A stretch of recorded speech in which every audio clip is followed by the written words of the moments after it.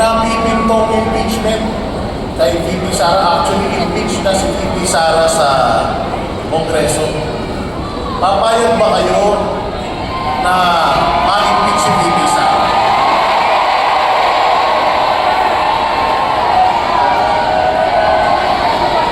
Kung hindi kayo pumapayag, double time tayo. Kailangan lahat ng mga kandidato ng PDP laban at saka mga guest candidate ng PDP laban, ikandidato natin. Nagsasuffer si Pastor Apollo Kibuloy ngayon dahil sa politika. Ang nananahimik na Kingdom of Jesus Christ ay binalasubas ng politika.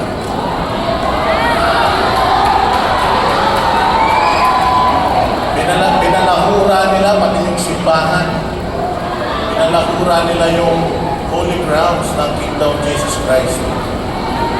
Pati yung eskwelahan, sinira nila. At alam niyo ba, sa bayan din tayo na sinasabayan yung ating pagtitipon ngayon sa iba't ibang lugar, Luzon, Visayas, at Mindanao. Mamaya iisa-isahin natin sila at ipapakita natin sa ating LED wall dahil meron din silang pagtitipon sa kanilang mga lugar. Excited na ba kayo? Marami tayong mga panauhin ngayon. Lalo-lalo na ang ating butihing pastor, Pastor Apollo C. Kibuloy. Excited na ang lahat na makinig sa mensahe ng ating senador. Pero bago po ng lahat, gaya ng sabi natin, warm up lang po muna ito. Makinig muna tayo ng mga talumpati. Kasi parami ang pumapasok ngayon sa International Sports Complex. So pupunin pa natin ang lugar nito. While waiting po, makikinig tayo. Makinig muna tayo sa mga talumpati mula sa mga panateros! Ako naman una magsalita kasi bago pa tayo ikulong ng Kongreso. At least makapagsalita muna tayo sa proclamation rally. Sobrang importante nitong araw na to. Naniniwala ba kayo? Anong number ni Pastor Apollo Kibuloy?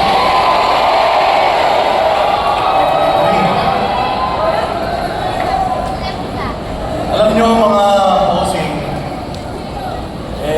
pinagbuklog-buklog tayo ng pagkakataon ngayon. Mula noong siege hanggang ngayon, magkakasama pa rin tayo.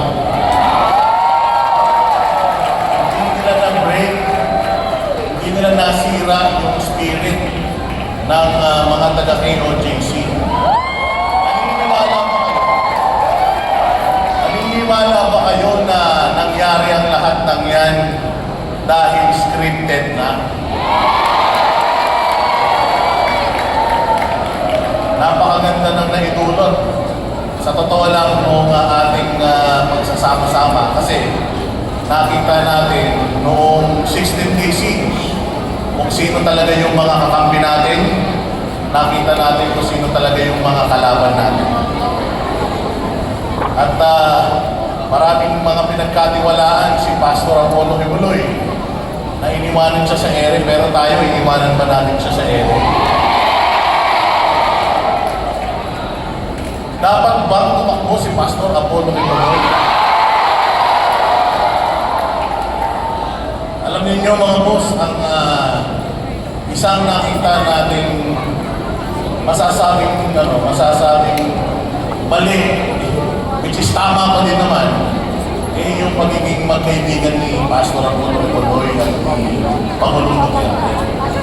Pero kung nakita natin, alam natin yung istorya na kahit kailanman si Pastor Apollo Kibuloy hindi pinagkalito si Pangulong Duterte. Kahit na anong pang-igipit kay Pastor Apollo Kibuloy, kahit anong pagpapahirap kay Pastor Apollo Kibuloy, hindi niya pinagkalito si Pangulong Duterte. Kasi naniniwala tayo na si Pangulong Duterte para sa bayan. So kapag hindi mo pinagkanuno si Pangulong Duterte, hindi mo pinagkakanuno ang bayang Pilipinas. Tama ba? Bakit ba natin iboboto si Pastor Apollo Kibuloy? Kilala si Pastor Apollo Kibuloy sa buong mundo bilang isang pilantropo, bilang isang magaling na pastor, bilang isang successful na pastor, at nakilala ang KOJC bilang isang successful na simbahan ng relihiyon. Pero hindi nila alam na bago mangyari ang lahat ng yan, si Pastor Apollo Kibuloy lived among us. Ibig sabihin, kasama natin si Pastor Apollo Kibuloy sa ibaba. Namuhay si Pastor Apollo Kibuloy ng sobrang baba. Coming from a humble beginnings, naging ganito kaunlad in less than 40 years. Proud ba kayo?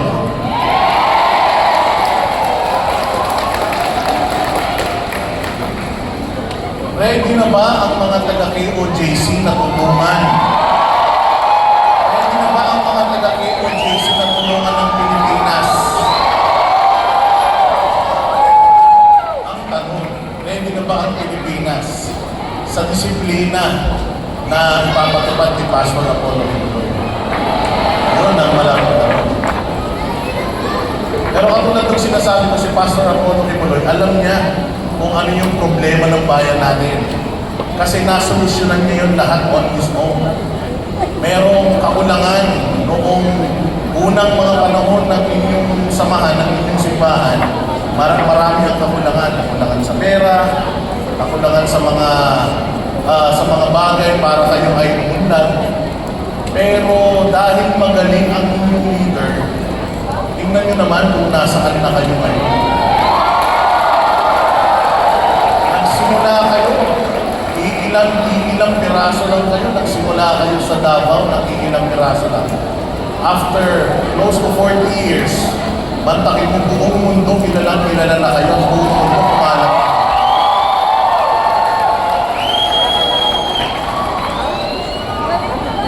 Lahat ng yan ay hindi magiging posible kung hindi dahil magaling ang leader na si Pastor Apollo. Naniniwala kayo?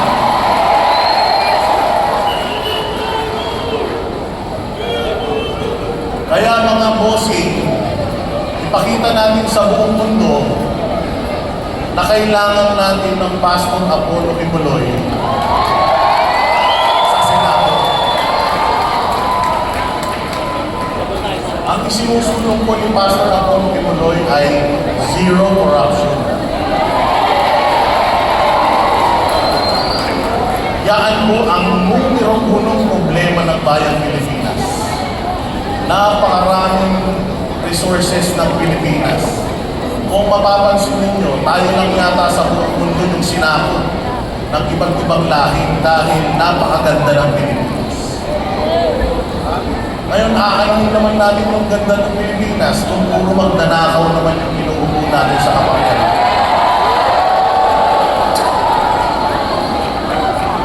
Magnanakaw ba si Pastor Kibuloy? Masamang tao ba si Pastor Kibuloy? Bakit siya ngayon ang nakakulong samantalang yung mga kriminal, mga magnanakaw?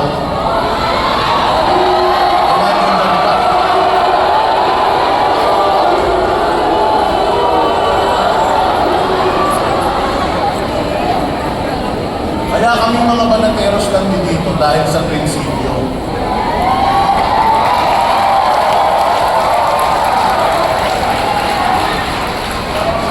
Dati rin kaming mga kritiko ni Pastor Apollo Kibuloy. Dati rin kaming kritiko ng Kingdom of Jesus Christ. Pero dahil si Pastor Apollo Kibuloy, napakagaling na leader, hinarap niya kami. Kasi ganun yung leader. Ganun ang magaling na pinuno. Humaharap, nakikinig. Yung mga leader ba natin ngayon, humaharap? Leaders ba natin ngayon nakikinig? Alam ninyo mga boss, ang utak komunista, yung lagi na lang sila yung tama. Na kahit meron namang batas, hindi nila susundin yung batas, Kasi nga mga komunista ang isip, laging sila ang tama. Bago pa man magkaroon ng interes si Pastor Apollo Kibuloy sa politika, matagal na siyang tumutulong sa bayang Pilipinas. Alam niyo ba yun?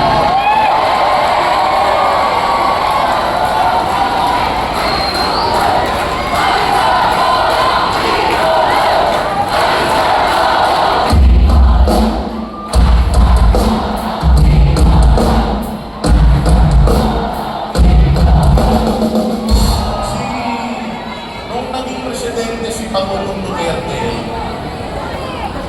at si Pastor Apollo Kibuloy nagsilbing kanyang spiritual advisor, halos lahat humihiling ng posisyon kay Pangulong Duterte. Pero si Pastor Apollo Kibuloy, sa kabila ng dami ng kanyang naitulong, sa kabila ng laki ng kanyang ginastos para sa nation building, kahit isang posisyon hindi yan, or pabor, hindi yan humingi kay Pangulong Duterte.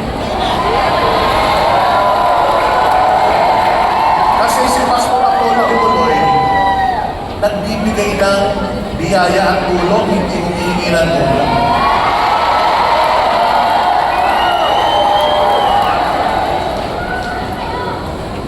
Sa pagbibigay ng tulong ni Pastor Apollo Kibuloy, nakita niya yung problema talaga ng bayang Pilipinas. Na kahit bigay ka ng bigay, hindi mo pala nasusolusyonan yung problema talaga. At tulad din yan ng ayuda, kahit gaano karami yung ayudang ibigay natin, hindi natin masusolve yung problema. Na kay Pastor Apollo Kibuloy na ang halos lahat, nasa kanya na yung stability spiritually, nasa kanya na yung stability financially, pero wala si Pastor Apollo Kibuloy noong power para makagawa ng mga batas para sa Pilipinas na magiging kapaki-pakinabang para sa ating lahat. Hindi makukumpleto ang lahat ng yun kung hindi mananalo si Pastor Apollo Kibuloy sa Senado.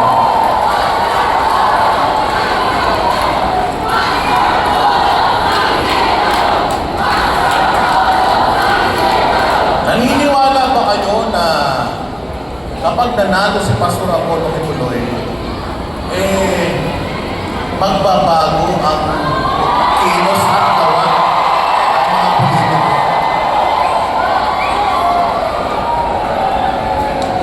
Kasi nakita naman natin yan ng Pangulong ni Pangulong Duterte, no? Nagbago lahat. Lahat bumahit. Lahat natakot. Pero hindi lahat naging disiplinado. At yun yung brand ng politika na gustong iparamdam sa ating Pastor Apollo Kibuloy, yung disiplina. Kaya noong siege, noong 16-day siege mga bossing, kitang-kita ng buong mundo kung anong klaseng leader si Pastor Apollo Kibuloy. Doon na pagtibay yung katagang kung ano ang puno, siya rin ang bunga. Itataya ng Banateros ang aming mga sarili. Actually, nagsalita na nga si Banat Bay na itataya niya pati yung aming mga channels para kay Pastor Apollo.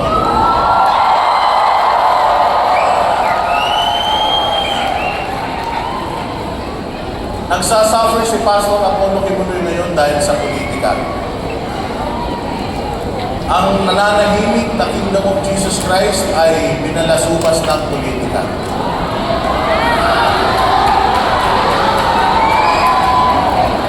Binalahura nila pati yung simbahan.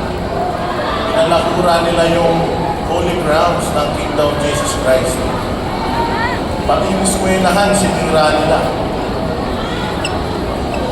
Pero nakikita ko si Pastor Apollo Kibuloy, hindi siya yung tao nagtatanim ng galit at sama ng loob. Na yun, ay nabuo yung kanyang kagustuhan na tumulong sa bayan beyond sa pagtulong kapag may kalamidad, sa pagsawata sa mga komunista.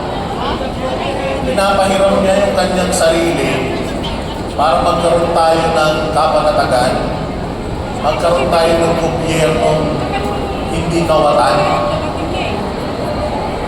at manumbalik yung tiwala ng mga Pilipino sa mga politiko.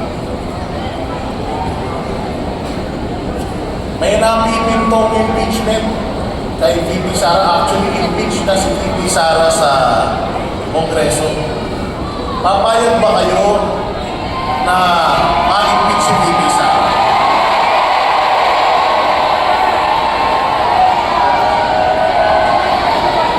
Kung hindi kayo pumapayag, double time tayo. Kailangan lahat ng mga kandidato ng PDP laban at saka mga guest candidate ng PDP laban, ikandidato natin. Kasi kahit gaano magaling si Pastor Apollo Kibuloy, hindi niya kayang gawin mag-isa lahat ng vision niya. Kailangan niya ng mga kasama na maaasahan at magsusulong nung 70 plus na panukalang nagawa na niya. Imagine, hindi pa man siya nauupo bilang senador, may mga nagawa na siyang batas.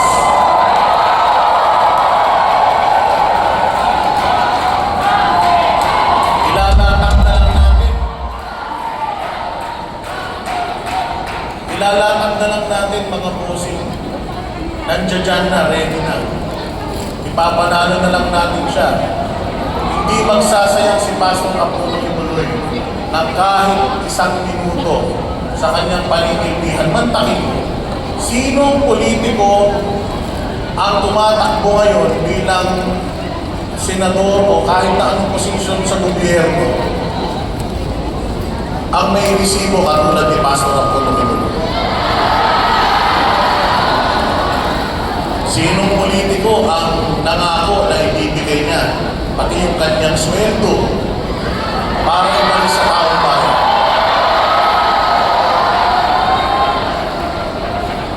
Sinong kandidato ang nangangako ng zero corruption?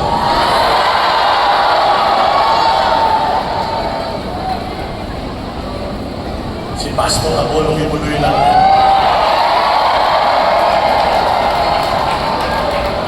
Kahit isa, nakarating na ako sa mga properties ng Kingdom of Jesus Christ sa Amerika, sa Hong Kong, sa Japan. Kahit isang property, walang nakapangalan kay Pastor Apollo. Meron bang corrupt na tao na gano'n? Meron bang abusadong tao na gano'n? Nabalitaan natin yung nangyari sa Amerika. Kasi yan ang lagi nilang sasabihin, yung mga kaso sa Amerika.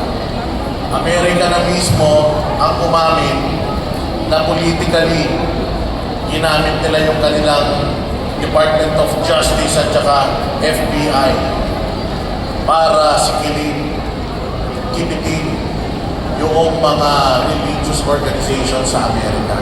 At unti-unti, nadi-dismiss na yung mga kaso.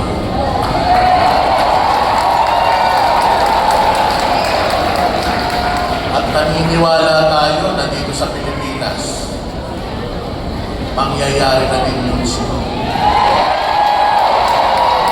Gusto niyo na bang makasama si Pastor Kibuloy? Gusto niyo na bang makasama si Pastor lumibot sa Pilipinas? Magdasal tayo na sana i-guide ng Panginoon yung umahawak ng mga kaso niya na magdesisyon ng tama. Panalangin natin yan mga boss. Again, zero corruption. Kung naglungsad si PRD ng war on drugs, si Pastor Kibuloy maglulunsad ng war on corruption.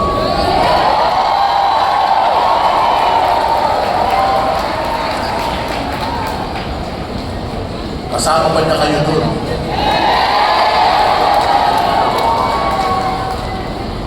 Pinipigilan tayo actually na mag-gather. At sa mga panahon ngayon, ang lakas natin, lakas ng boses natin, nasa social media na. Kaya nga yung mga vloggers na medyo critical sa kanila at matatalinong napapansin lahat ng mga ginagawa nila, pilit nilang pinatatahimik. Kaya lahat naman, sino ba dito ang walang Facebook? At saka walang mga YouTube, walang mga TikTok, halos lahat meron. Willing pa kayong ipahiram yan kay Pastor Apollo Kibuloy? Willing pa kayong magkalat ng mga totoong balita? Kayo ba ay tumatangkilik ng pekeng balita? Kasi sinasabi nila, peke daw yung may pinabalita natin. Gamitin natin yung ating mga social media. Ang totoong people power, mga bossing, nasa social media. Nakatutok dyan sa social media ang mga taga-gobyerno, mabait at mabuti. Dahil din sa social media, nabibisto natin yung mga kabulastugan nila. Napakapalad natin mga boss dahil mayroong social media, hindi katulad nung araw. Kaya gamitin natin ng tama yung social media. Maging i-review natin lahat, i-challenge natin lahat, at lahat ng mga bagay na makakatulong kay Pastor Apollo Kibuloy para maikalat natin sa buong mundo kung gaano siya kabuting leader. Maasahan ba namin kayo na isi-share ninyo yan? Ako po ay mayroong Facebook and YouTube channel, Boss Dada TV, Manatero.